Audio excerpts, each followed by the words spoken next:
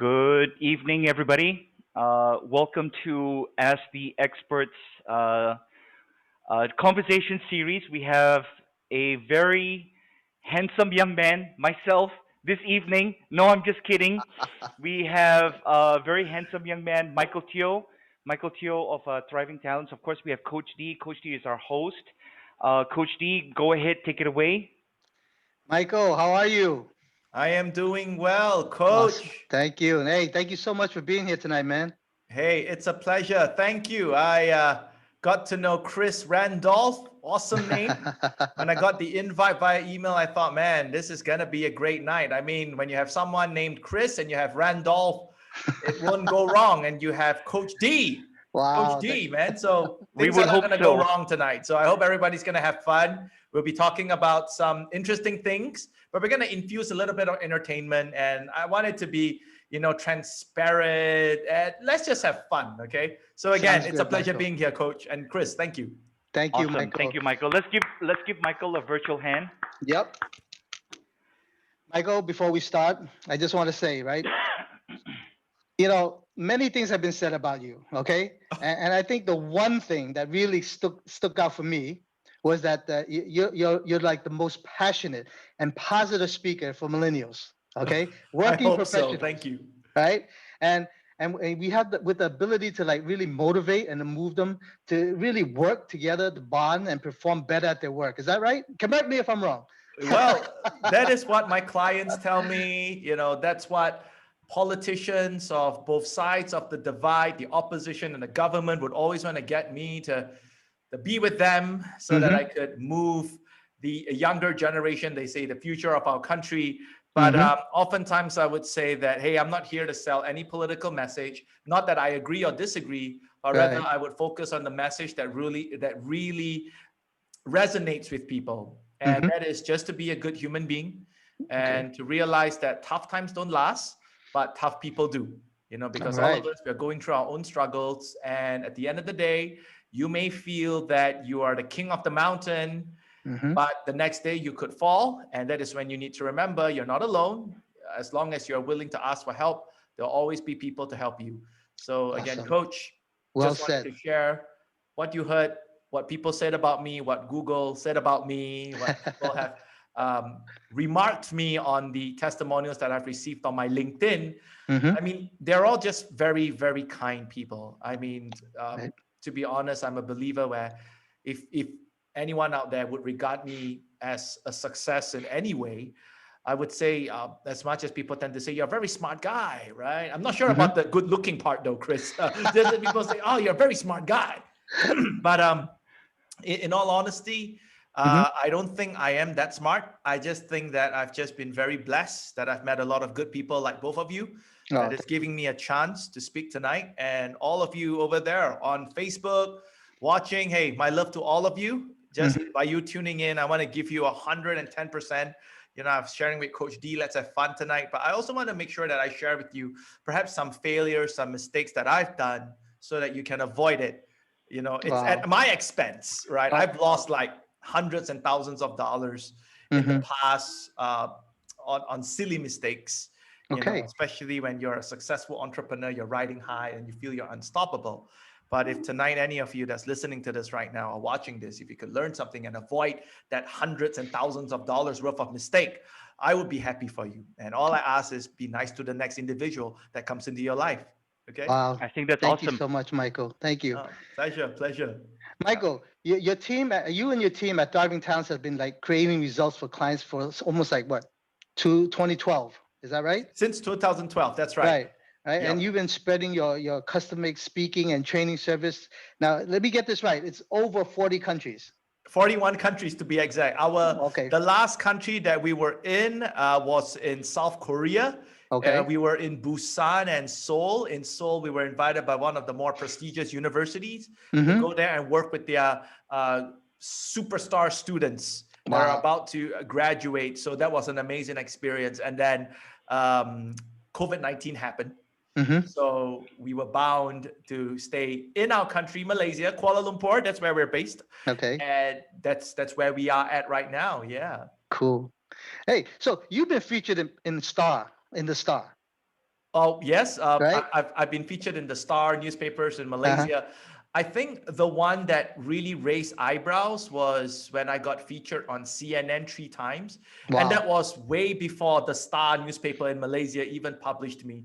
So there was a joke at that time saying that, Michael, the local media has not even had the chance to tell your story, yet Mm-hmm. CNN had featured you 3 times, BBC, the Huffington Post. And I think it's just a miracle, I would say, that happened. But Mm-hmm. I worked very hard. Like if people would ask me, so Michael, how do you get on CNN? So Mm-hmm. the first time I remember was in 2010. I have not started my business yet at that time, but I was working in a government agency here in Malaysia, and I Mm. was invited to give a speech in the UK in London. And right after that speech, again, some people say, oh, successful entrepreneurs, you must be extremely smart. I would say you can be smart, but never forget those who helped you. And Right. always believe that there's always that element of luck, of chance, or positivity in the universe. Mm-hmm. So what happened was right after that speech I gave, I remember it was in the London Excel Center. It was in the huge symposium. And 2,000 people attended that talk. And then Mm. CNN happens to be in the room. Okay. CNN came up to me and said, hey, we want to get you to our studio right now. Richard Quest is going to interview you. Wow. And then I went on to the studio. Richard Quest was there. He gave me a Mhm. great interview of my life. So it was amazing. Now, what happens after that was that I felt so much gratitude, right? So right after my session had ended with Richard Quest, I was hanging around on the lobby in the lobby of CNN in London and Mm-hmm. waiting for my cab. And there was so much of gratitude that I went to the receptionist. I said, hey, this program that I just appeared on with Richard Quest is called Quest Means Business, right? Mm-hmm. Quest Means Business. So I said, who is the producer? So she called out this lady, the receptionist called out this lady. And this lady, you could see she was rushing. She was holding like files. And she was like, oh, you were the guest just now from Malaysia. I'm Mm-hmm. like, yeah. Oh my God. Was there something that you're not happy with? Did Richard criticize you, or did he like offend you? Because for those of you who do not know the context, if you Google Richard Quest, he can be Mm-hmm. quite critical. Mm-hmm. He Yeah. can be Yeah. quite loud, right? Mm. So I just looked at her. He was apologizing. I was like, no, no, no, no, no. It's okay. It's okay. Nothing happened. In fact, I just want to thank you. Mm-hmm. I want to thank you for giving me this chance, because I'm just 22-year-old. Yeah, I was 22 years old that time. This 22 Mm. years old kid from Malaysia. This is my first time even in the UK, in London, right? And I was giving a speech, and your crew was in the hall. They invited me over to the studio, and next thing I know, I'm going up on CNN. I have not even appeared in local TV stations yet. Right. And I just said, I want to thank you. And this lady, she just looked at me and she was like, I've worked in this industry for so many years. No one has ever thanked me before. Mm. And thank you. And then she shook my hand, she gave me a hug, and then she gave me her card. She said, anytime when you're in London or you're traveling around the world, let me know. I'll see if we have a CNN office or a crew there. If you have a story to share, pitch it to us. We'll see what we can do. Wow. And that was how I got featured on CNN for the next second and third time. It was emailing Awesome. her saying, hey, I'm in Geneva, Switzerland. I'm speaking in the UN. I have a story to share. Are you interested? And then there you go. CNN was in the UN that time. They Mm-hmm. interviewed me. And then I went back to London a year after that. In 2011, they interviewed me again. Wow. So, Mhm. at the end of the day, it's about little things like that, right? Like thanking Right. people. And it's powerful. You don't know where that's going to lead you. So that got me For featured on sure. CNN. And that was the story. Yeah. Wow, Michael, you gotta, I don't know if it's convenient, we can share with our audience. If you're able to send us that link of that interview, I'm sure it'd be very beneficial to our For audience. Right. sure, for sure. Yeah. Yeah. I will. It's still on YouTube. You could see Okay. a very nervous Michael Teoh, because I've never met someone like Richard Quest before. You could see a very nervous Michael Teoh. So now you know how I feel when I talk to you, right? No, of course. No. Come on. You and Chris sitting here in front of me, I feel humbled. I'm privileged. Thank you guys. Awesome. No, Most welcome. thank you. Hey, Michael, let me ask you this. That Yeah. that was very interesting. But I was reading your bio earlier. Yeah. I'm guessing you're right about 30. Yeah. 132, right around there. 34. I'm turning 34 this 34. year. So yeah. Okay, awesome. So we're about the same age. There you So, go. Awesome, yeah, man. There you yeah. go. So Emotionally, right? No, no. no, emotionally and physically. Yeah, yeah, yeah, yeah, yeah, Yeah. yeah, yeah, yeah. Okay, Uh, so I was reading your bio, and school for me was long time ago, very long time ago. yeah, same here. Long I time ago. Right, and I Yeah. remember how I was in school, and sometimes it's hard to say this. I was a bully, but I was also bullied, if that kind of makes sense. Wow. Um, Okay. Well, you're so lucky. You got to bully right, people, right, and then people fought right, back, and then you got yeah, bullied. right. So in your bio, you talk about the bullying. Yeah. That was uh, it was kind of traumatic, and you didn't want to go to school. I would imagine so, right? So Oh how yeah. did you manage to overcome that? Um, well, first to set the context, right? So Right. I was bullied in school because I was not the cool kid. Mm. And in Malaysia, in the early 2000s, to be the cool kid, you need to be great in sports. Mm. And, this cool kid syndrome, right? So I wasn't good in sports. If I were to play soccer, Mm. football to some people, if I were to play soccer, you wouldn't see me kicking the soccer ball. It'll be the soccer ball kicking me, right? So it's that extent, okay? So nobody wanted to hang around with me. And what happened was when they found that I'm weak, that I'm a little bit timid, I'm scared of things. They would Mhm. often beat me up, of course, take my lunchbox away, and how did I overcome that? Wow. I would say that I got bullied from 7 years old all the way up to when I was 15 Makes years you old. And stronger. yeah, It yeah. makes you So, stronger. well, here's the interesting part, actually. So the cut a long story short, Right. so I got bullied all the time. And then in the Malaysian schooling system, primary school and secondary school is separated. So what Right. happened is that when you graduate from a primary school, you go on to the secondary school. So in the secondary school, I thought that the bullies would not be in the same school like me, but guess what? Haha, miracle. Uh, They ended up in the same school like me. And then what's the difference between my primary school life and secondary school life was that in primary school, I was in a single sex school. So I was in an all boys school. But when I right. moved up to the secondary school, it was what we call a co-ed school. Yep. Co-ed means there are now girls, there are now boys. You learn about the bees, right? And, Right. and, and, and, and all that. So what happened was I thought the bullying would stop when I go to high school, but it did not. It actually Mm. intensified. It got much worse because Mm. now they have a punching bag to prove how manly they are in front of girls. So I was the punching Mm. bag, right? So how did I overcome it? At the age of 15 years old, I remember that it was just one day I decided that, I'm not going to be, Chris, it's interesting to bring this up because just flashing out a lot of memories because, Yeah, I can see that. Yeah. the worst part of getting bullied is not being beaten. It's Mm. actually not being beaten. It's not being called names. All right. Mm. The worst part of bullying for me was actually when people think that you do not exist, if that makes sense. Mm. So I'll give you an Mm. example. So, like, you're having your lunch in the cafeteria and you're just minding your own business. Nobody wants to Mhm. sit around you because you're not the cool kid. So what Mm. happened is the bullies would come and they would snatch away my food. And obviously you would respond, you would react, you would say, hey, that's my food. But guess Right. what? The bullies would be, hang on, is there a whisper in the wind? Is there a human being? Ah. I'm like, hey, I'm here. And they'll be, Mm. what?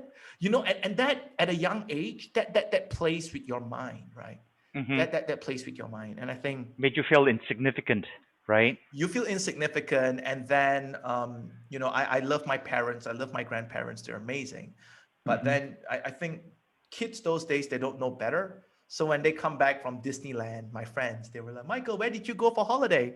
I'm like, oh no, I just went to, so I'm from Penang, which is a resort island, right? So Mm. Mm. I just said, oh, my dad just brought us to the beach in Penang. And they were like, man, why? So all these kids would be, man, why are your family so poor? So Mm. they do things like that. I mean, I used to hate them, but today I felt they didn't know better. So by the Mhm. age Mm. of 15, I decided that I'm going to change my life. So I asked myself, I said, hey, I can't play any sports, but at least there's one sport I can play, at least one. So I started Mm-hmm. asking myself, which sport that I can play that does not pit me to compete with another person head on. That means Mm-hmm. I'm not competing against you head on. Like if you're playing soccer, you have two teams colliding. You're playing Right. Right. basketball, you have two teams colliding. Hockey, two Mm. teams colliding. So which sport does not have any collision?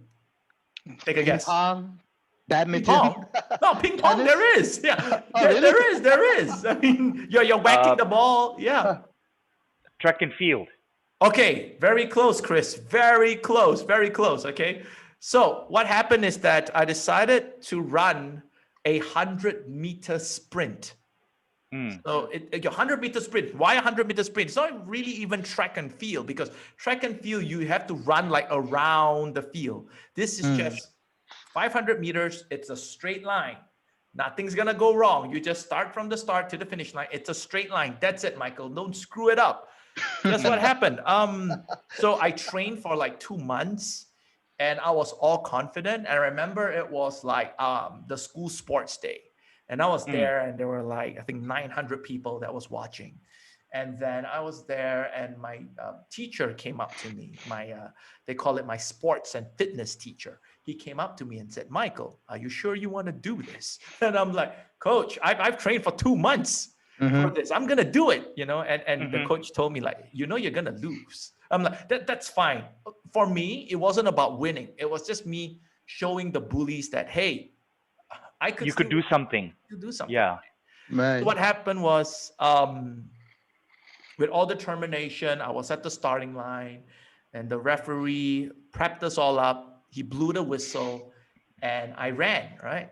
So I ran, and just like a fairy tale story, I won the first ever race in my life, and my life changed. Mm. Awesome. Guys, sorry, that No. would have happened in alternate reality. Oh. No, that did not happen here. But thank you, Chris. You're such a kind human being. Thank you, Coach D. So no, that would have happened in another separate alternate Another reality. universe. What do you think happened to me, man? What do you think happened to me? All right, so let's take a guess. So obviously, I did not win. So what else did you think could have happened to me? Okay. So according to your bio, we realized that you dislocated your knee at one time. I don't know if that has anything to do You with fell. it. All right, I fell, right? Okay, cool. All right. Would you say I got last in the race? Would you say so? I wouldn't say you got last. So what do you mean? I wouldn't say so that. I got like what? But if I fell, it's a 100-meter sprint. I would have gotten last. Yeah, but last would mean that you would have to finish it. Oh boy! Wow. So you're saying that I didn't even finish it? If you Okay. fell. How does that even happen? How does that even happen? How could you not finish a race? Okay. I mean, okay. what happened? Okay, so there were 8, right? I would assume there's 7 or 8. Yeah. 7. I think it was 7. Okay. Yeah. If you did win, you came in the bottom 3. Oh boy. Okay, that means I got last. It's equivalent to me getting last then. Yeah. Okay. I don't want to stall time because we have a lot of juicy stuff to share further, right? Right. So I did not win. I did not even get last. I did not even complete the race. Now, what happened was I took 2 steps, 1 and 2, and then I fell. The next thing I realized was that same referee and that teacher, that coach of mine, they were running to me and they were like asking me not to move. And that was the time where, have y'all seen Batman, like the Christian Bale Batman, like the better Batman? Again, I'm gonna be biased here. Okay, I'm a Christian Bale Batman guy, not really a Ben Affleck Batman guy. Okay. So Christian Bale's Batman, when the young Bruce Wayne fell into the well, his father came down to pick him up, and his father asked him a question and said, "Bruce, why do we fall in life?" And then Bruce, being a young, clueless kid at that time, Bruce Wayne, future Batman, he was like, "I don't know." And then the father just said, "Well, so that we can learn how to pick ourselves up." So I'm like, oh, so motivated, right? So I thought my coach was running to me, like cheer me on, like, "Don't give up, yeah." But funny, he came up to me and said, "Don't move, stay down." And I was like, what? And then the next thing I realized was that my hands were shivering and I was in a shock Mm. because my left knee. So, if, for those of you who are watching and listening right now, if you could raise up your left hand and just touch that kneecap, you know, that kneecap that you have, that knee. Yep. So, imagine that entire kneecap being ripped off your leg. Wow. Mm. So, that rib cap, that left kneecap of mine was like literally to the left of my leg. Wow. Yeah. So there Like you this. go. So I could not finish the race, and you know that time I learned something. Well, something happened. So I thought that I'm already down and out. I thought people are gonna like sympathize with me, but those bullies, you could hear their laughter from the stage. They Yep. were like laughing, you know, and then they were like yelling, saying that man, this guy can't even run. He's a joke. I mean, that's a filtered, that's a watered down version. They Yep. they, they yell all the Right. bad words, right? So what happened was I was taken to the hospital. My mom, my dad, my grandfather, my grandma came, and they were all in tears, you know. And Hmm. I was admitted to a government hospital here in Malaysia, public hospital. The experienced doctor was not around. The trainee doctor was around, and he was so afraid. He didn't know what to do with me. And then he just told my dad. He said, "Hey, uh, you may need to send him to a private hospital, and I know that's going to cost a fortune." So my dad did that, send me to a private hospital. I don't know what he sold, but it cost a fortune. And Yeah. then the doctor just told my mom, saying that, you know, your son, uh, he may never be able to walk like a normal human being ever again, Mm. because Mm. I just torn everything. I torn my ligament, I torn my tendon. It was all ripped out. And that was the day, though, Chris and Coach D, that I decided that, hey, if I'm not going to be good in sports, there's no reason for me trying to please anyone. I am Mm. going to be good in something else, something that Right. doesn't require me to run that fast. Then Mm-hmm. I went back to school. Those bullies hurled insults at me, and I just decided to turn a deaf ear and focused my attention on debating, public speaking, business plan competitions, innovation, scientific competitions. And Hmm. I guess that was how I brushed up my skills over the years and managed to get what I get today. You know, It's so very interesting you say that, where you say you brush up your skills. You see, one of the things that I believe, yeah, Michael, is that many years ago, when I started, I couldn't find a job, and right, so the only job that I could get was actually in sales. right, Okay, and right. so I was 24 years old. I'd gone to the U.S. My dad's American, but I never been there, so I went to the U.S. at the age of 24. Nice. I didn't know the U.S. was in a recession. I didn't even know what a recession was. Mm, Okay, so I couldn't even get a job at a gas station as a cashier. right, So right. I applied at so many different places, and then finally I applied at a car dealership. I worked at Toyota. So Nice. one of the things that I learned very early on, in my career, is that I realized that I have very little talent. I have some talents here and there. Yeah. A lot of people think that, oh, entrepreneurs and business owners, you must be talented, and Mhm. all those things, right? everything everything that I've done here, Michael, it's almost a complete opposite Yeah. of me growing up. Everything that I know now, it was learned in the last 30 years. Yeah. I'm 50. I'll be 51, by the way. Okay, Ah, so well, you don't yeah, look like it. You right. know, you don't look That's like why. it, honestly. I love your energy. 51 Right. shouldn't be speaking like that. You don't look Yeah. like it. You don't feel like it. Good stuff, Chris. Right. Good stuff. So I learned everything in the last 30 years. So what you said really hit home. And one of the things that whoever's listening right now, right? Uh, you don't need, and I might say this the wrong way. Everybody has some talent in something, but you Hmm. don't need talent to succeed. What you need is skills Yeah. and the will to implement those skills, Yeah. right? Yeah. And that's what I get from your story. That's right. And so, which comes to my next question for you. Why do you do what you do, and how did you transition from the things that you did when you were in your prior to 2012? How did Yeah. you transition into Thriving Talents, and what made you start this journey? back in 2012 or a little bit before that? Mm. Wow, how did I transition? You know, Chris and Coach D, I give a lot of talks to young people. And young people, I'm Mm-hmm. not only talking about high school students or university graduates, I'm talking about young salespeople, talking about young executives. And the biggest question I get asked is, Michael, I still don't know what my passion is. I still don't know my purpose. And I said, wow, okay, is that a problem? They were like, yeah, Michael, I don't want to waste my time. I want to know my purpose right now. Teach me a Millennials. formula. Is there an assessment for me to know my purpose? Mm. I said, guess what? I don't know what other speakers and authors are telling you, but I can tell you this. Yeah. Your purpose, your passion is going to evolve over time. So Right. don't be too hard on yourself. Mhm. I said, Yeah. as long as you're not sitting by your couch, wasting your life away, doing drugs, becoming an alcoholic, or, Binging on just Netflix. well, again, Netflix. Okay. Now, I love Netflix, right? I love Netflix. Hey, you know what? I'm right up there with you. Yeah, I love Okay, we're doing Netflix, and endorsements now. and prior to this recording, we were talking about one of the best hits, a Korean drama. We were talking about it, Chris, called Uncanny Counter. We're gonna talk about that Yep, yep. later. But Yeah. we're gonna allude a lesson to it, right? Hey guys, this is Right. gonna be a fun time, right? I mean, Yep. if you want to hear the serious Michael Teoh talk everything about lesson, there's a Go bunch of my somewhere videos. else. but there you go. But not here. Here it's about being real, right? Being real. Yeah.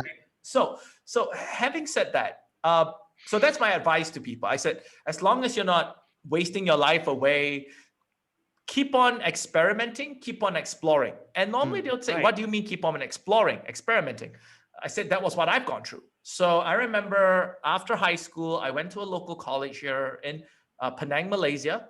And then I went for my undergrad in New Zealand.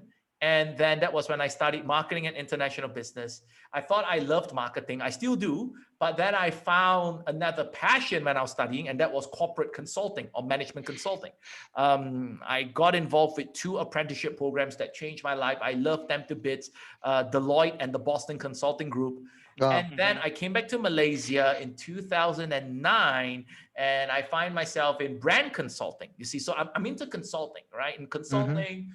And then by 2010, I got involved starting up my own business. We organized TEDx KL, TEDx Kuala Lumpur. We were like the top 3 TEDx in the world, in Asia, at least for that time, top 10 in the world. And then what happened was I got headhunted to join a government agency, which I did. And I went to London to speak or feature on CNN and all that. And then 2011, I won a trip to go around the world. From a competition called Your Big Year, right? Wow. It was contested in the UK, and then the grand prize was an all expense paid for trip to go around the world to 22 countries. And in every Michael, countries you go what was through. the competition about? You got to teach us. Oh boy, okay.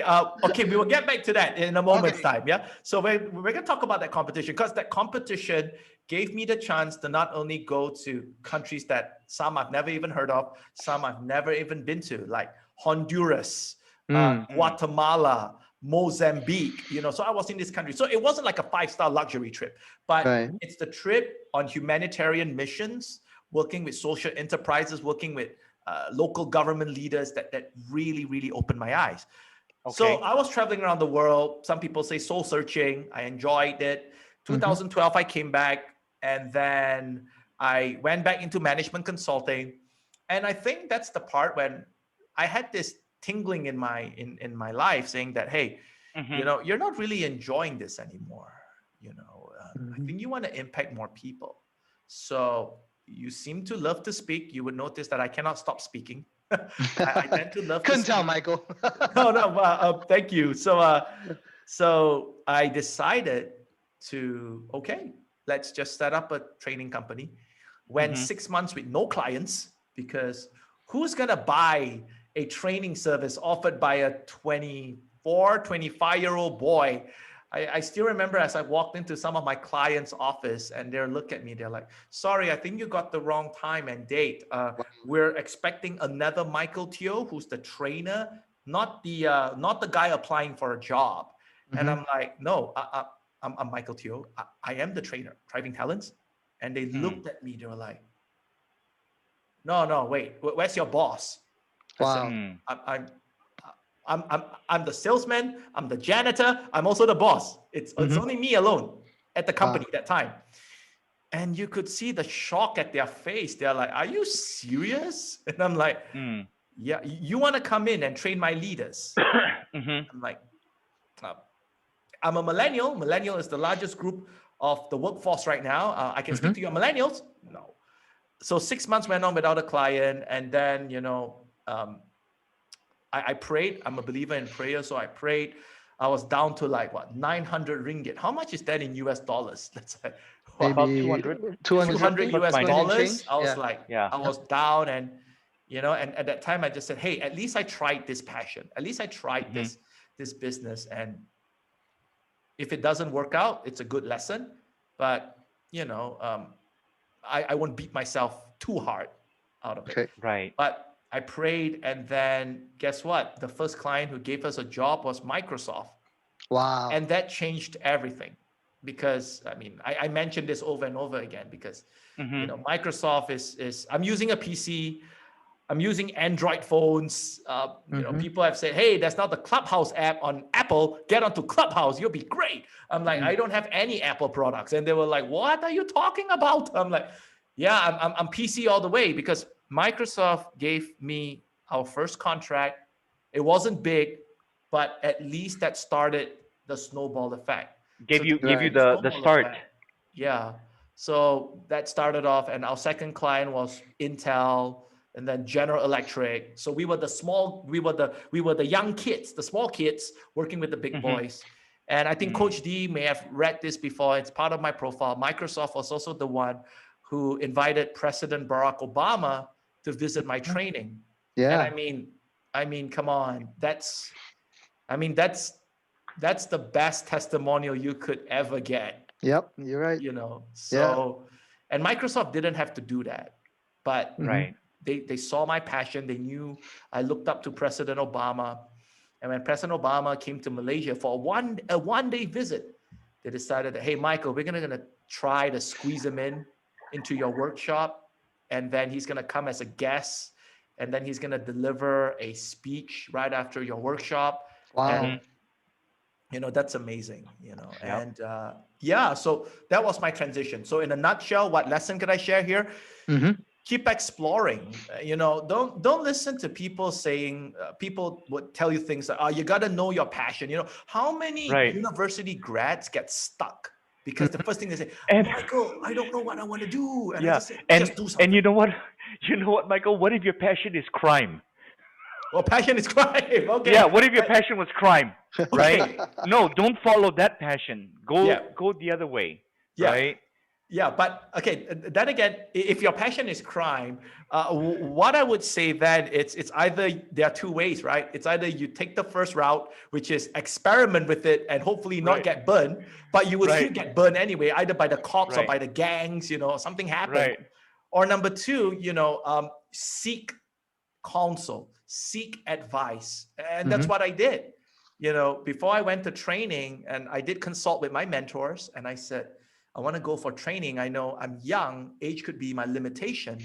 And they were like, just go for it, because you never try, you never know, and just go for it. Yeah. Right. So there you go. It sounds like you've so far, okay, it sounds like you've made some major decisions in your life, right? That's resulted in choosing either to take a left turn or a right turn. Right. We all have that moments, right? So let's fast forward a little bit into 2020 and 21. You said that you wouldn't hold back, in our conversation. So let me ask you this question. Promise. Go ahead. Yeah. So in 2020, right? I think 2021 is still, we're still like a month or so. Yeah. So in 2020, what was your biggest mistake or failure, and what did you learn from it, and how did you either overcome it or bounce back or get rid of that problem in 2020? Okay. Specifically after March. Okay. So right after March is when Malaysia gone into an entire lockdown. Right. And that was when all businesses were shut. Now, just to share with you, our Thriving Talents as a talent development company, we Mm-hmm. pride ourselves on helping organizations to motivate and mobilize their millennial talents. So Mhm. these Right. are their younger professionals to motivate and mobilize them to become more productive and profitable by creating a happier and a high performance work culture.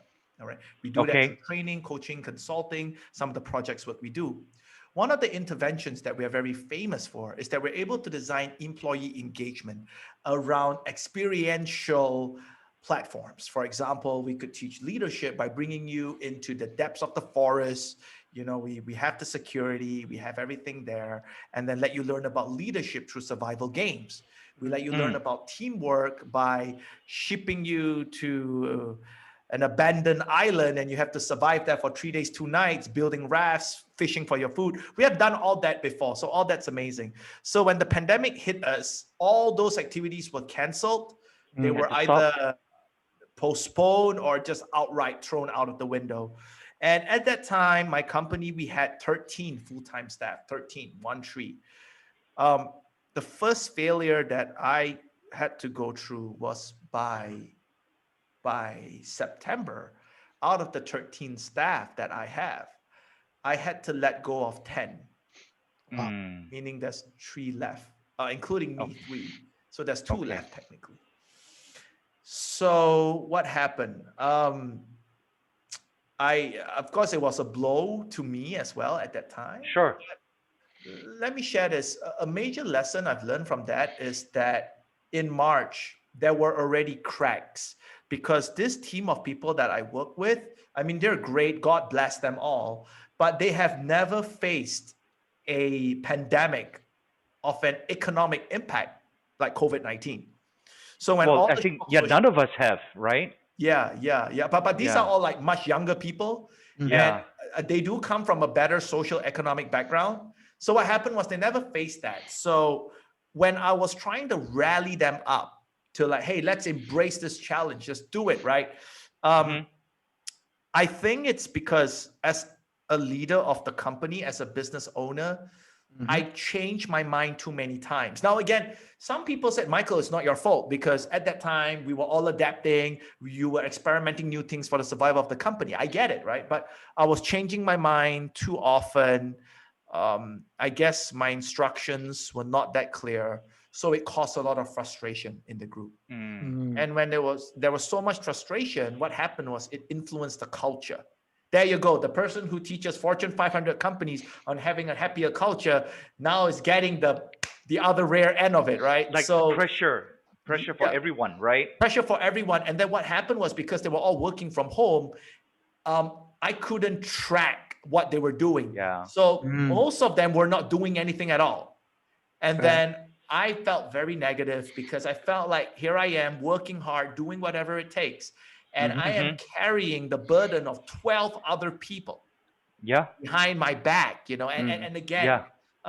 I gave them opportunities to upskill and all that. But I don't want to put the blame on them because we have gone past that stage. I'm reflecting on me. So if you Yes. ask me, Michael, what was your mistake? Mistake number one, when the Mm-hmm. culture of your company or your organization or your team is turning toxic, you have to quickly take action on it. You Mhm. Yes. either have to mediate.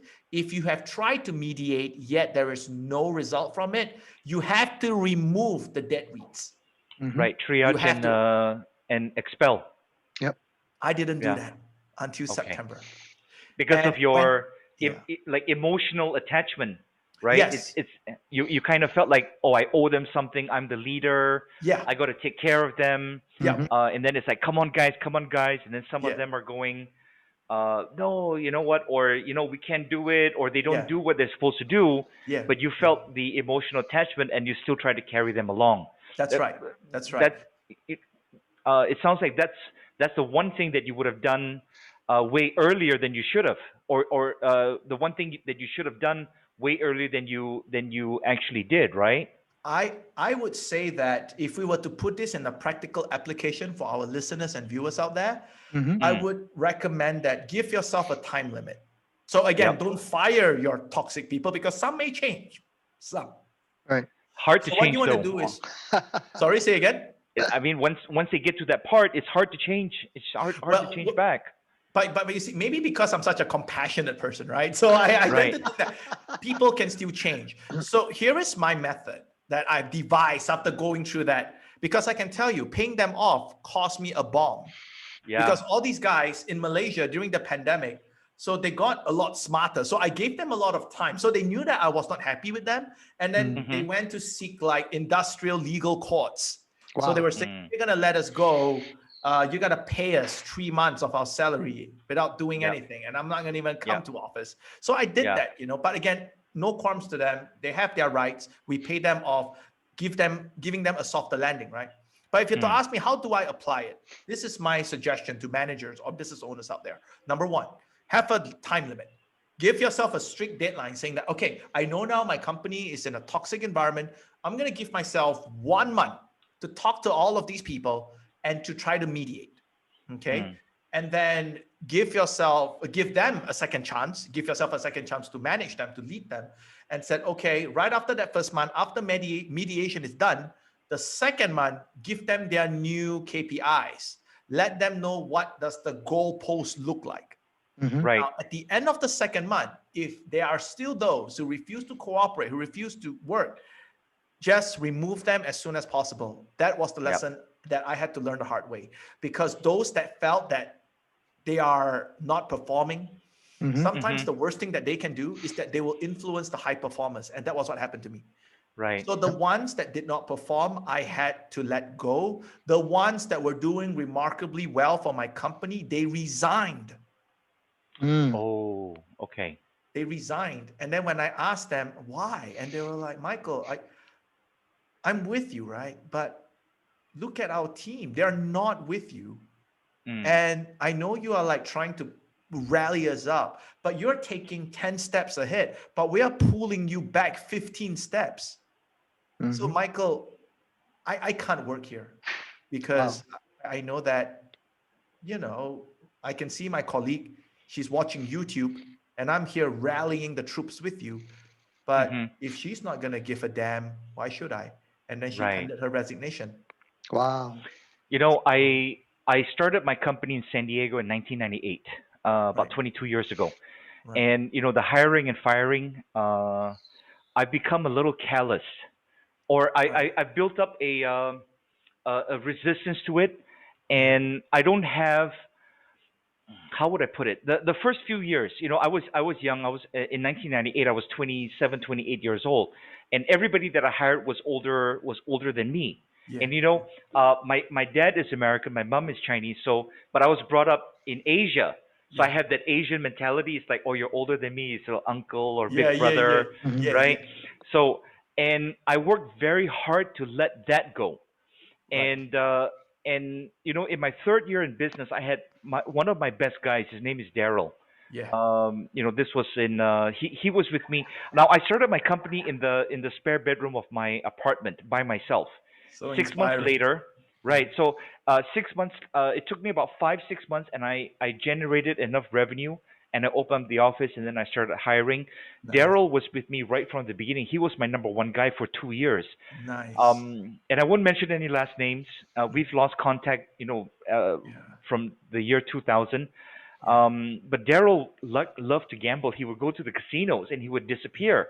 Yeah. Mm. And I knew that I had to reprimand him because Yeah. everybody else was saying, "Hey, how come Daryl can just disappear for half a day?" That's right. Um, That's right. but I didn't because I thought my business would die Yeah. if I got rid of Daryl.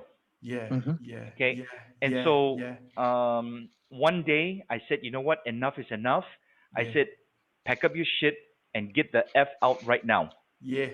Yeah. And our Yeah. revenue went down Yeah. for about a week or two, but Yeah. it popped right back up. And Nice. it was that moment Yeah. that I told myself I will never ever accept mediocrity. I will Nice. never accept less than 100%. In Yes. fact, I'll just share this very quickly. one of the three rules in my organization way back from 1999: don't lie to me, Yeah. don't be incompetent, and don't be lazy. Just Nice. follow these three things, and then Nice. you'll do fine, right? Nice. So Nice. I'm going to start a new service. If there are any companies, business owners that need to fire people, just give me a call and I'll do it for you. Oh boy. Hey, Chris, that's gonna be a lucrative business because guess what? Yeah. So here's what I did, right? So what Yeah. happened? September, I let go of. I would say I give them another chance for them to explore and expand their career Right. elsewhere. Mhm. I didn't have the because I think I've gotten so close with them, right? So I couldn't do it Yeah. myself. So I need to hire someone Yeah. who is in my I'll give you my business. number later. Yeah. Oh, it's done. It's done. So hopefully I don't need that services anymore. But Yeah. it's done. But just to share with you there, Chris, there Yeah. is actually a need for that because I hired Yeah. someone in, and his job was just to clean up, Wow. Yeah. and that's what he did. And then he Yeah. left. He's now in Deloitte. There you Yeah. go. So, Hey, hey, you know what? My mom lived with me, and so the business was doing well, and I hired her in as a secretary because that was her career. So nice. she was the call it PA, executive assistant, secretary, but she didn't really do anything. All right, because it's my mom. Yeah. And of course she was paid as a salary, as an employee. But man, she would nitpick, not me. She would nitpick two or three of my staff, and their performance went down. Yeah. Mm. And if you can fire your mom from your company, okay, Oh, you could fire you can anyone. fire anyone. Hey, and you know what? I fired her, and I had to face her every single day at home. Does she still Okay. have the She cook for you, loves Chris? you. She loves you. Yeah, but you know what? You know what I had to do? I had to continue paying her salary and get her to stay at home. Oh, but she still It's cook for called you, parent right? tax. Parent tax. Yeah, She still cook for you, though, right, Chris? yeah, but every time it's like what I won't say the words, but you fired me.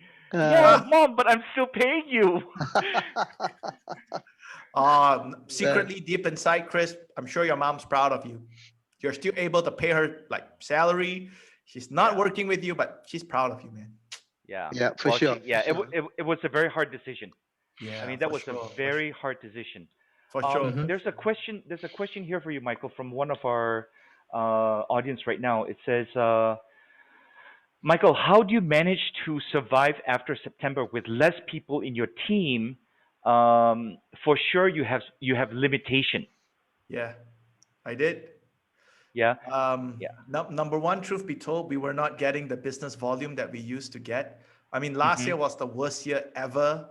Yeah. Worst year ever. Like, I mean, I'll just share, right? Our revenue dipped 70%. Mm. 7-0. So we were badly affected. So truth be told, I don't want to share like a hero story. Like, oh, I manage, right? Yeah, it's No, all BS anyway. I mean, no not BS. not that So you're BS, but the no yeah, BS is this. We didn't have the business volume. We didn't have the business right. volume. But having said that, though, it forced us to innovate. So what we Yep. Mhm. used to do was we used to provide our service. Like if you want training, we would design the training for you, and we used to do everything end to end, booking your hotels, booking your shuttle. Mhm. It's the whole experience. So Right. last year, what we did was because we were limited by the number of people we have and by what we could do, we started focusing on high premium niche. So high premium Mm. niches are like we go into companies and companies say, I want you to train 12 people. And these 12 Mhm. people are my specially selected young leaders that we are Mhm. prepping them up for senior management. And for you to train them, it's not going to be a 1-2 days affair. It's going to Right. be up to 2 years. And that was what we Mhm. did. So we started going into companies, we started focusing on that group because guess what? In 2012, when we started focusing on the millennials, sure, they were young, a bit clueless, out of graduation, they were rebellious. Some people say very passionate, excited like me. But guess what? Right now, I mean, it's 2020, they're 8 years wiser.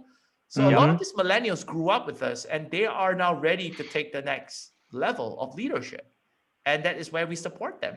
So that helped. That helped. Yes. So what you're saying Nice. is instead of going for the volume that you had before, Yeah. what you did was you kind of narrowed down the scope a little and went for more long term. Yeah. Even though you have less people, I'm very sure, um, that everyone is doing their part. Yeah. Everyone's playing their part. Yeah. To turn everything around from September Yeah. till now. Does that sound about right? That's absolutely right, Chris. And at the end of the day, I want to share it with you, right? Last year was our worst business performance in the year 2020, but Hmm. our margins was the best. Right. So at the end of the Yeah. day, people talk about, hey, how much is your revenue? These days, I'm like, Right. actually, a revenue doesn't indicate anything. Right. I Yep. want to know how You're much right. is your margin, Mhm. Right. because we had high revenue in 2018 Yes. and 19, but we had shitty margins. So Right. revenues make you feel like you are rich, like you're successful, like you're Hmm. unstoppable. But the money at the bank account, it's nothing. Yep. So at the end of the day, it's Yeah. margin. So revenues lower, margins higher. We're good with that. This Right. year we come back stronger, and that's what we're doing. Yeah. Mhm. You're right. In 2003, I grew my company from just myself. In 4 years plus minus, I grew to 45. Look at that. And right, so at 45 people, I was like, okay, we got to get more money. We got to get more money. We got to pay the Yep. rent. We got to Yeah. pay the salary. Yeah. We were doing events. We had to just to Mhm. break even. Yeah, Yeah. just to break even, we had to do one. I'll make it a very simple example. We had to have 800 people in a room Yeah. every month selling Wow. Mhm. tickets, selling 800 tickets every month to break even. Right. And Wow. then we were doing that for 2 years, Yeah. and I had to wake up at 3:30, 4 o'clock in the morning to drive because our territory had to expand. So Yeah. I was in San Diego, Yeah. and I had to drive to LA Yeah. every day. I had to Yeah. wake up at 3:30, 4 a.m. to go for meetings and all that stuff. Oh And boy. then I said, you know what? I'm tired of this shit. Yeah. I'm Mhm. tired of Yeah. waking up at 3:30 in the morning. And Yeah. so it took me 12 months, 14 months, but I scaled down. I didn't fire people, but I Yeah. let people go when they messed up, Yeah. right? Or when Mhm. they Yeah. That's right. didn't hit their numbers. Oh, one interesting thing about numbers, I read this statistic a couple months ago. Uh, 50 to 60% of professional salespeople do not hit their quota. Mhm. Okay, right? Of the remaining 40% that do hit their quota, about 50 to 60% of those that do hit the quota is too low. Just a No. little side there. Okay. Okay. So companies, business owners, raise your quota. All right. So it took me 14 months, but at the end of 14 months, we were down to 16 people. Yeah. Mhm. And instead of having to kill ourselves to put 800 people in a room every month, Yeah. we could now do 300 every 2 months, Yeah. and we made more money. Yeah. We made more money, There you go. percentage as well as absolute. There you So go. I hear exactly what you're saying. Like a lot of entrepreneurs, yeah, Michael, Coach D, they say, Mhm. oh, I want to grow my company. It's going to be huge. Hey, you know what? You don't need to. Yeah. You You don't really need to. don't. Yeah. You don't need to. But That's you know right. one thing, We Chris. Oh, sorry. Go ahead. Yeah. No, go ahead. No, Chris, Michael, I think a lot of people who maybe maybe the young entrepreneurs, or maybe they're just starting out, or maybe they're not familiar, but they kind of confuse growth with scaling. Right. Oh. You know what I'm saying? Yeah. Yeah. Yeah. Very Right? different. Right. So Very some different. people feel that, okay, we're gonna grow, right? We're gonna grow, and then what happens, like Chris, right? What Chris and Michael just said, right? You wind up with 40, 50 people, and then you have to wind up working triple time just to Right. feed those people, right? That was That's what So happened to growing. me. Yeah. Yeah. right, Yeah. exactly, right. Yeah. So Yeah. but when you scale, you have to scale from all parts of the business Correct. so they can support each other, right? And sometimes people, Correct. I think they really kind of mix up the word from scaling and growing, and they kind of Mhm. intermingle it a lot of times, Yeah. Right. and but Yeah. yeah, Yeah. You're right. Yeah. so that was Yeah. really interesting. Thank you, Chris. Thank you, Michael. Yeah. Awesome. Yeah, Hey, this is what I Michael. understand about growing. So Right. growing Go is ahead. really, think about how can you grow your income, grow your impact, grow your presence in the market. Scaling, though, what I understand about scaling is how can you prepare your team or innovate a product or a service that can reach out to more people without you needing to physically manage it or needing Right. it to be there. Or cost When you I more talk money. about scaling, it's all about automation. Right. It's all about Yeah. creating a product that could sell itself, Mm-hmm. and growing. It's about you having that strategy, that planning to do collaborations that will allow scaling to happen. So Awesome, that's Michael. Right. what I understand. Agreed. Yeah. Yep. Perfect. Okay. Well I said, Michael. Thank you. Right. No, thank I you. do have to, yeah, I do have to ask you this. Now we scheduled you for an hour, and our budget doesn't allow us to go beyond an hour. So if You're a gem, Chris. so if we went a little bit over time, you're okay with that, right? Yeah, yeah, happy to do so. Okay. I mean, I love questions coming from the audiences. So for those of you who are there, click the like button. Hey, Yeah. hit the love button. Happy to answer them. Yeah, I have two more things that I need to talk about before Go we ahead, end, please. and that first Yeah, thing is yeah, go ahead. Coach D asked about the competition I won in the UK. Right. Yeah. And then with Chris, we were talking about the Netflix hit called Uncanny Yeah. Counter, right? So Yeah. I'm still gonna go there because let me tell you this, right? I've attended talks, podcasts, and they were interviewing guests, and then the guests are saying that, oh, I'll come back to that later, and they And end then up they not forget. going back to it. Yeah. Yep. It's freaking annoying. Yeah. But- Time's up, and then that's it. Yeah, it's like, Yeah. what? So I'm gonna share. So obviously, yeah, I'm gonna cover both of that. But before I do Okay. that, are there any questions from the community? Mhm. Hit me up. Let me know. You're an Okay. angel, Michael. Thank Yeah, you. there's one question here. Sure. Let's see. What's the what advice would you give someone wanting to pursue a career similar to yours in today's climate? So basically, the question is, Michael, can you teach me to be how to be your Yeah. To competitor? be like me and then to be a competitor. Yeah, yeah. I love questions like that. No, it's okay. It's okay. And again, one more thing is, I I don't believe in. I don't believe in competition. So let me explain this, right? So I give a lot of keynotes address, and a client will not recycle me for 2 keynotes, at least for the year, because there are people are gonna get bored. We love variety, Yeah. all right? We love Mm. variety. I'm gonna tie that back to the Netflix hit Uncanny Counter. So anyways, Okay. so let me share that, right? So my advice, right, would be, so I believe in collaboration. I believe that, I may have spoken for, let's say, General Electric for their kickoff at this quarter. In third quarter, they need another speaker. Highly unlikely they're going to call me back. That's where I can recommend Chris Randolph. I can recommend Coach D. So I believe in collaboration. Okay. We'll So, choose the better looking one, and we'll leave it at that. Okay. Sorry, Chris. Yeah, I know. Damn, I'm out of luck. No, just kidding. so Just having fun here, guys. question, right? So what's your advice for someone who wants to start out in an industry like me? Number one, you have to pick a niche. You have to pick a topic that you want to speak on. Mm. And, Right. people are saying that, Michael, wow, you get paid to share about your story. No, there is more to it. Like, Yep.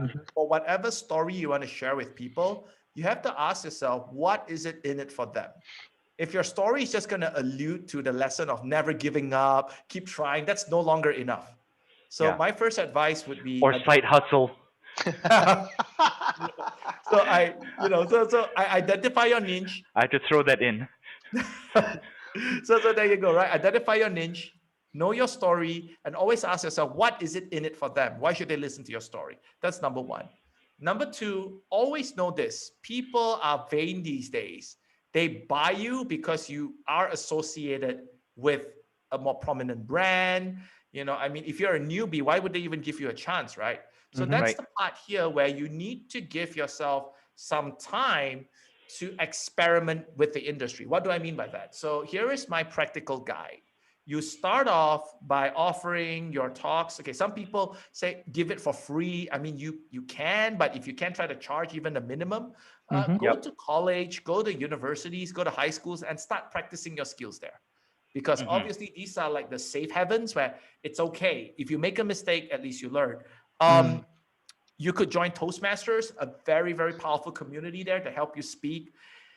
And then what happened is once you have practiced yourself, you need to then quickly find associations. So what do you find associations? Join NGOs, join networking groups that can get you to meet with people that may want to buy your services in training, consulting, coaching, or speaking, and grow your influence there. Because guess what happened, right? I'll just give you an example. So when I was growing up, I mean, I'm part of the Rotary Club, the Rotary, right? The Rotary Club. So, you know, when I was starting out and people were like, oh, you don't have any track record. And then I would say that, oh, I was part of the Rotary Club. And you know, some of these successful business people out there, especially in Malaysia, they are from Rotary. It's either they were Rotary Club members or they have sponsored Rotary Club events. So, and you know, they know Rotary as a charitable organization. So by that affiliation, you would have opened the doors for you to have more conversations with them. Okay. And then the next advice I would give, now, if you want to go level up, you want to work with more premium brands, General Electric, Microsoft, don't be too picky. Don't think that, oh, Microsoft, man, they're Microsoft. I'm going to charge them a bomb for it. I'm going to charge them 100 grand for my time. I respect the confidence, but that's not going to happen. I can tell you this. I think Microsoft paid me like $400 for the first time when I did training with them for a day. And I can share this, right? Because, you know, why would they give a chance to a young guy who has an unproven track record? But I did it anyway. You know, people were laughing at me. They were like, oh my God, a $400 deal? You would even do such thing? But guess what? As you have heard, the snowball effect from Microsoft, got Intel, I got General Electric, HSBC, JP Morgan. There you go. Wow. So, you know, these are some of the things that I would advise you if you want to go in my industry. And you know, Michael, people have done a lot worse for a lot less. Okay, so you know, 400 is absolutely great, absolutely great. Thank you. So let's get to Coach D's question, the competition that you were in. Okay, so I'm going to tell a story because there's lessons to be learned here, especially for entrepreneurs. So listen up. Awesome. So 2010, I woke up one day, and again, that time I was working in a government agency here in Malaysia. So I was like, it's a boring day today. What should I do? So I opened my email, and then I got this invitation to join the world's largest social entrepreneurship competition called Your Big Year. So if you win that competition, it will indeed be your big year, right? Wow. So what happened was I saw that email. It was like a spam email. I don't know how I got it. And then I saw, competition. Okay, I'm quite bored on this Saturday morning. I'll just click on it. So I clicked on it. The first thing that came out was, we are proud to present to you. That's right. We are proud to present to you the number of participants participating in this competition right now. So I remember there was that stats counter rotating, and it was at 19,000 people. Wow. 19,000, right? So I'm like, oh my God, 19,000. So now, first thing that come to my mind is, that's not too many. Too many. I'm not going to win this, right? Right. Or the second thought is, hey, never try, never know. I'm bored anyways. Let's try. So I joined that competition. 1 month later, I got a confirmation that I'm in the competition, and I had this rude awakening. I was not competing with 19,000 people. I was competing with close to 60,000 people. 60,000. 60. Wow. From like 192 countries. So I'm like, that's like nearly every country in the world recognized in the UN. Not 500 countries, No, not 500 countries, 192. So I was like, sharks, okay. And then what? Okay, so this competition, there are 3 stages. So stage 1, they run this competition online. So what you need to do is they are going to filter from the 60,000 participants, they're going to filter the final 24. So what you need to do is they're going to give you challenges. They're going to give you challenges like, I remember there were like 16 challenges. So they'll send us via email. They'll say, your challenge for this week is to interview a successful businessman in your community, edit the interview to 3 minutes, send it to us in the UK, and the one with the best video wins. So here's another lesson for entrepreneurs. If you really want something, just go for the big guy. So I went for Tony Fernandez of AirAsia. Oh, I okay. wrote to him, and then he was so kind. He agreed, and then I interviewed him, and bam, I sent in my video. And I remember there was one more week. It says interview a politician that you look up to in your community, and I interviewed our then. That was a little hard, right? Well, I do have friends. Right? So I remember interviewing a senior minister, and I sent the video. And then what happened was, right after 2 months, I got another email saying that congratulations, you're in the final 24. So Wow, please okay. give us your passport number and stuff. We'll book you a flight ticket. You're flying to the UK, to London and Liverpool, Manchester. You'll be flying there, and we will see you there. And then next thing I realized, I was being flown to the UK. And then there were 24 finalists from all around the world. I was the only person from Southeast Asia. Okay. So Singapore was out, Indonesia was out, Malaysia was the only country from Southeast Asia. Then we had China, India. The United States had an unfair advantage. Actually, no, the North American countries have unfair advantage. I remember out of the 24, there were like 5 Americans, 3 Canadians, and I'm like, what? So there were a lot of people right there. So I was in that competition, and then I found out that Sir Richard Branson was going to be the Donald Trump, the guest of that competition. He was like the advisor, so it was amazing. And then the entire competition turned into The Apprentice. Wow. So every day you would have a task to do. So it could be raise funds for the Salvation Army, get more people to volunteer for the Red Cross, help UK trade and enterprise. UK Trade and Investment, UKTI, UK Trade and Investment, to devise a marketing campaign to attract more investment into the UK. Got to do stuff like that. Pitch, do some stuff.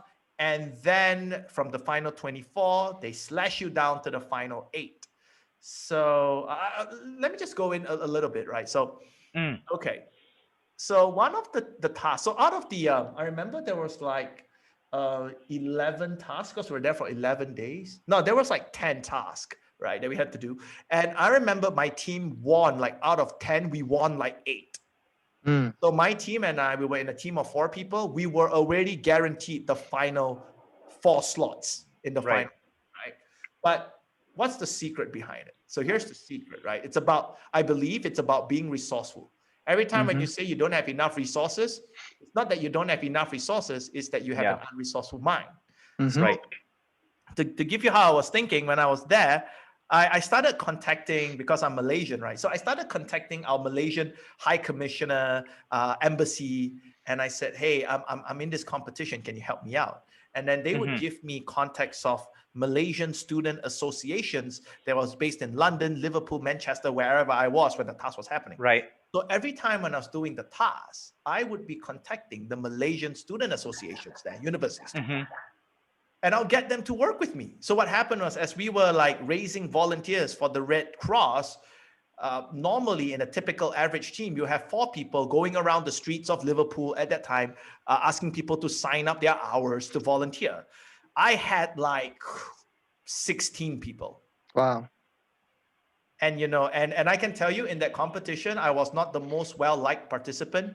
Everybody kind of hated me because they complained to the organizers. They're like, this is not fair. Unfair assistance. Yeah. But the organizers were like, no, this is business. Right. This is leveraged. You had the American right, embassy here. You had called the American embassy, and then they were like, no, that's not allowed, and stuff like that, right? So that was my persona, right? Like the villain. Anyways, and then we made it to the final 8, and when we're in the final 8, the whole competition changes. It's no longer The Apprentice; it's now American Idol. So thank God you don't have to sing, but you have to deliver a 10 minutes pitch to 2 populations: a live audience, 300 of them. And I remember the finals was in Liverpool. It was done in Liverpool Town Hall, and there were 300 people. We had the sponsors there, and then you had to pitch to a second audience that would vote for you online. And I remember when I made it to the final 8, I was the only Asian left. And I still recall when I made that pitch, out of 8 of us, 7 of them pitch on the emotional side. They were sharing that, man, winning this competition would change their life. They have never traveled. Some said they have never traveled outside of the United States. This will change their life, and it made people cry, because I remember one participant actually got all the judges to get up, go in front and give her a hug. And I'm like, oh my God, I'm doomed, right?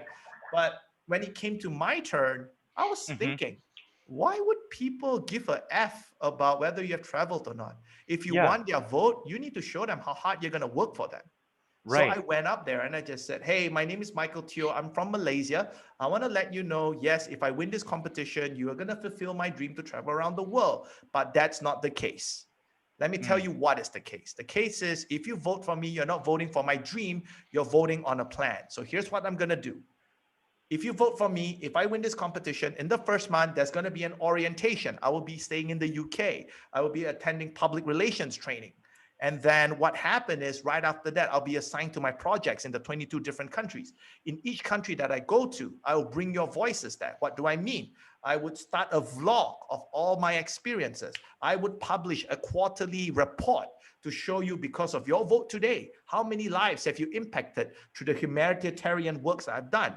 I would also bring your voice, your opinion. I would speak to universities, colleges, high schools, move the young people to help in their own community at the place where I'm in. So I basically laid out a plan for 10 minutes, right? And I remember right after that, right after my pitch, nobody clapped. The hall was quiet. Nobody clapped, right? And then I thought I've lost it. And then the next night, they revealed the winner. And that was when I found out that I won with a 70% majority in the polls. So, Michael, So, Michael, I see you telling this story, and I can just see your face, your eyes. They just kind of light up, they just kind of glow. That must have been awesome.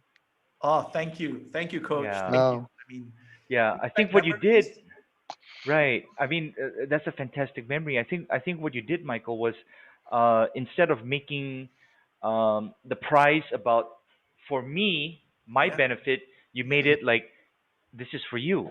Yep. Right. Yep. And it really is. It really is. Yeah.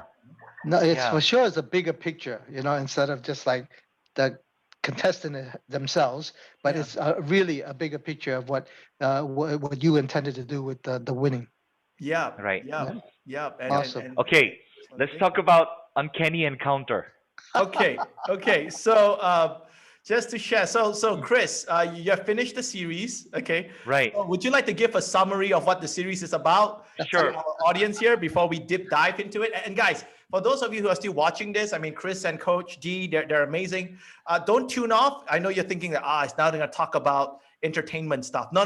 We're going to deep dive into what makes this Netflix series the highest rated Korean show on their cable network. It has been consistently trending top 10 in Netflix globally for a Korean show who doesn't speak English, right? Yes. So again, if you could just summarize that show, Chris, to give the context to our audience. Okay, two things. The first is I might accidentally reveal, so there may be spoiler alerts. I would try not to. Uh-oh. I will try not to. Okay. I haven't watched it yet, guys. Okay.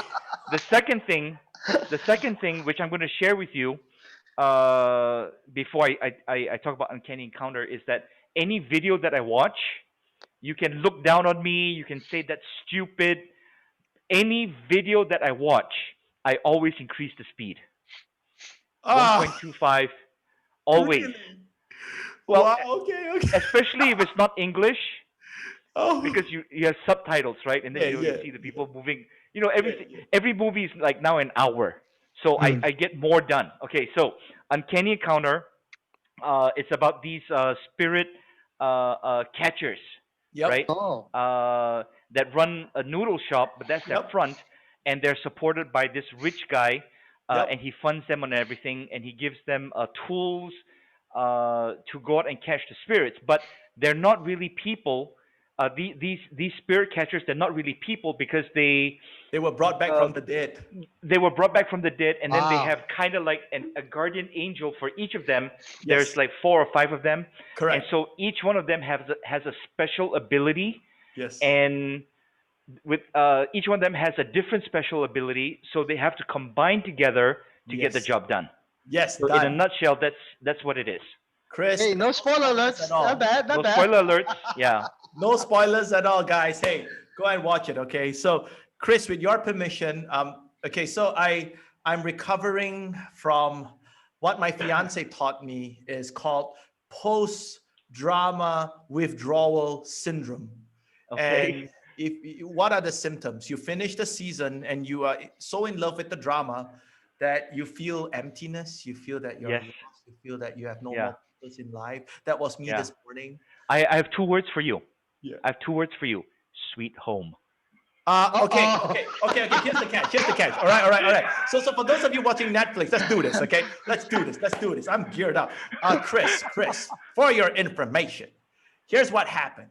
Over the span of January, I remember January 1st, 2021 was a life-changing experience for me because I was introduced to watching like dramas like that on Netflix. Okay, I don't really watch a lot of Netflix, but my fiance like, watch it. So I watched Alice in Borderland. That was followed Yes. with Sweet Home. Yeah. Now I wanted to stop after Sweet Home. I'm like, it's Yeah. too gory, but it's cool. I finished the story, but there were too many unanswered questions, right? Yep. But I still like Sweet Home. I'm like, yeah, but it doesn't give me that withdrawal symptom. And Right, then my because it's fiance kind was of like, complete. no. Here's the catch. Uncanny Encounter was complete. Okay. Sweet Home was not. It was so Ah, right. many questions unanswered. So But you didn't. It was like you were not really involved. yeah, correct. They didn't suck you in, right? Yes, there were too many characters. So okay, Yep. so for those of you who let's put it in context, Sweet Home is a show about zombies.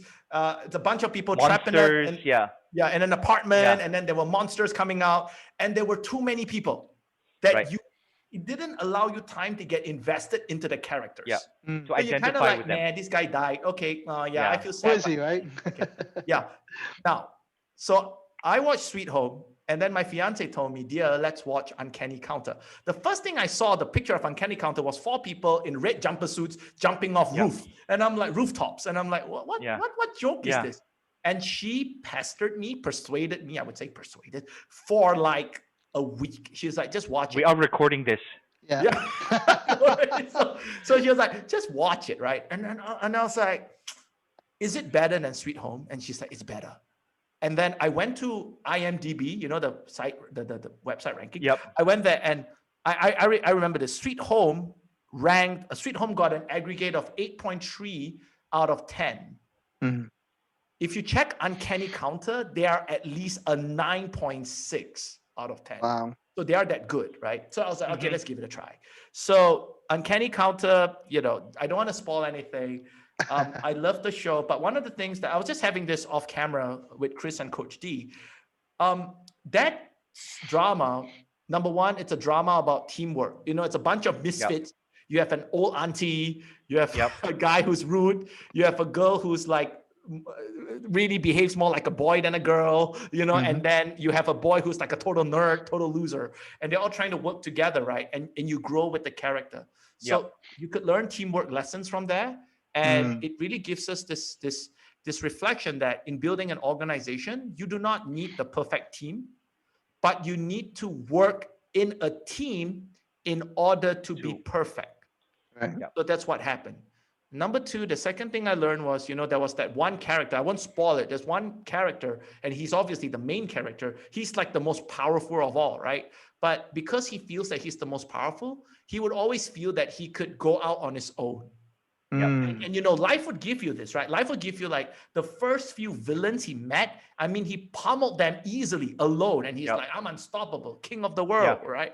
Mhm. But in later episodes, you would find that he's fighting even fiercer demons, evil spirits. And that was when he realized that no matter how strong you become, you will always meet your match. For you to equalize the playing field, you need to work together. And that is when he begins to appreciate his team members. And I think, of course, Chris, they shared about family values. It was beautiful.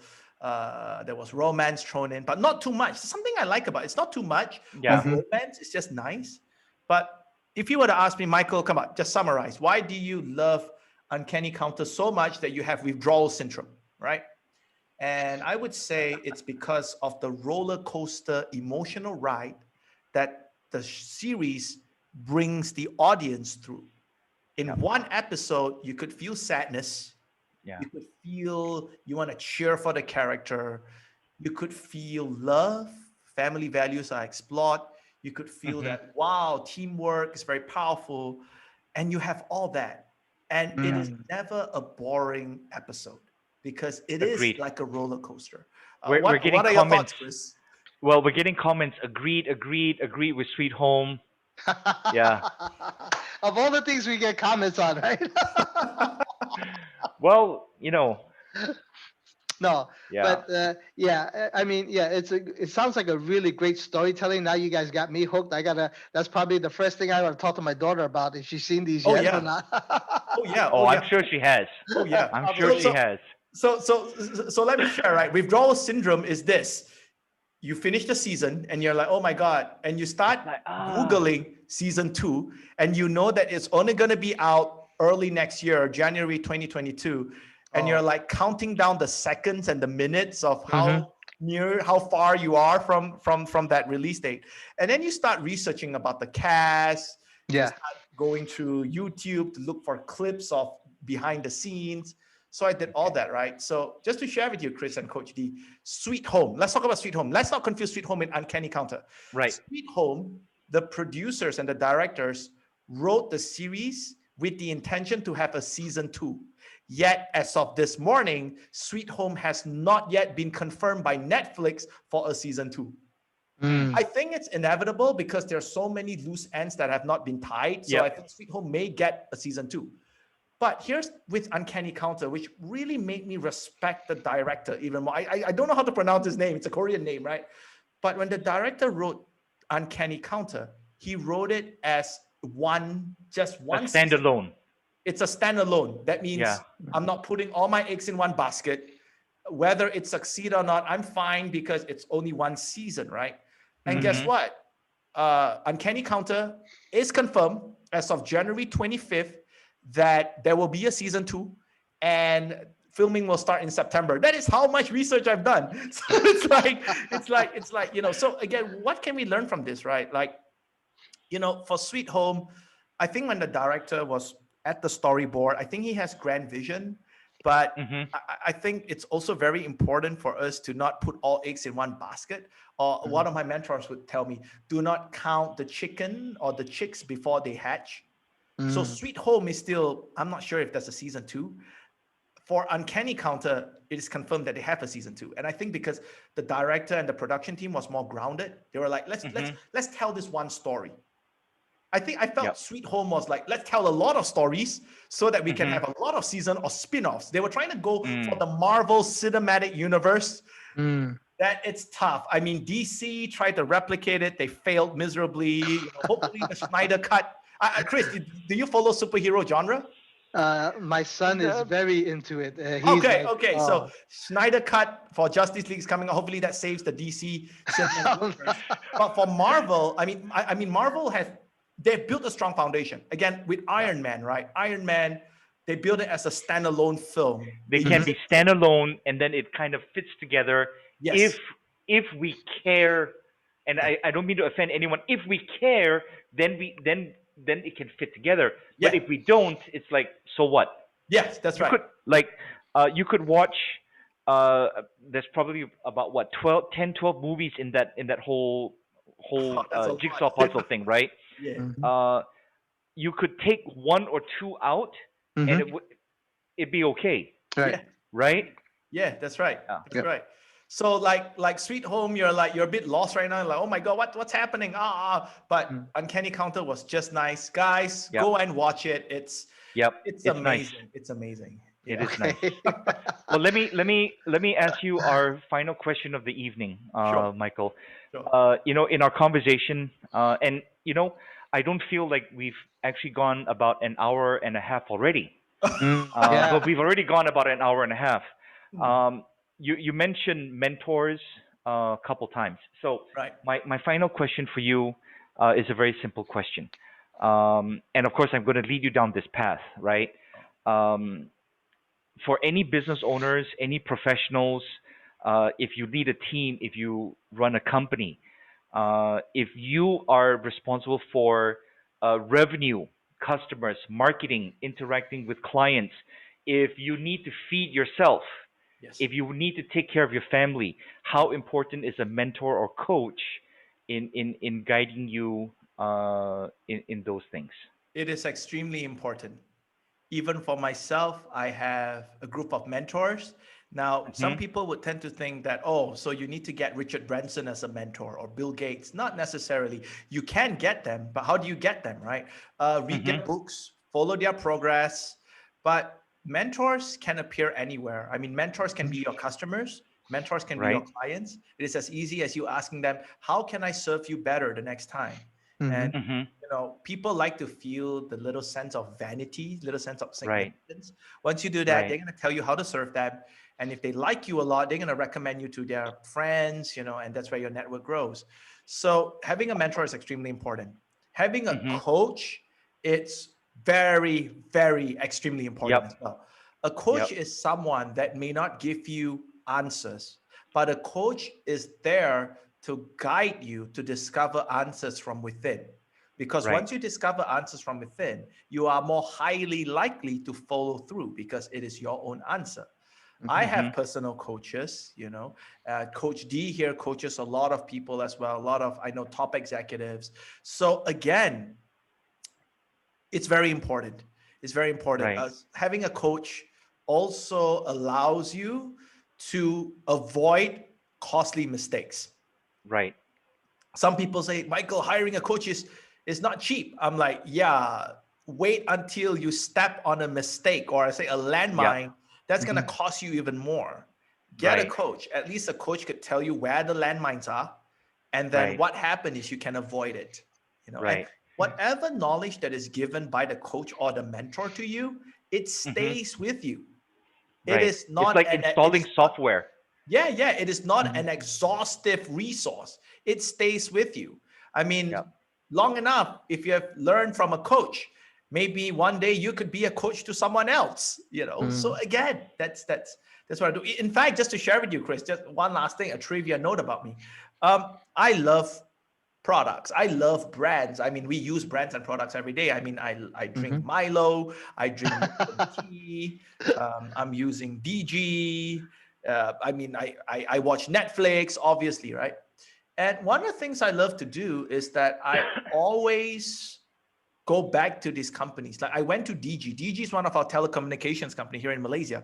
Mm-hmm. I go to them. I said, "Hey, I want to do training for your sales team," and they were like, "Why should we choose you?"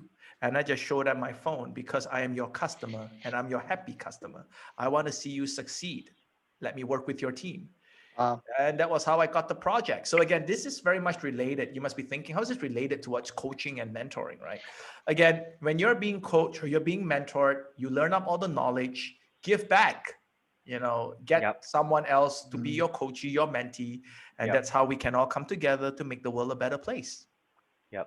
To Thank you, add on Mike. what you said, coaches, mentors. I've had many coaches in my life, and in my career. If you think about top athletes, we think about Tiger Woods, arguably Mm-hmm.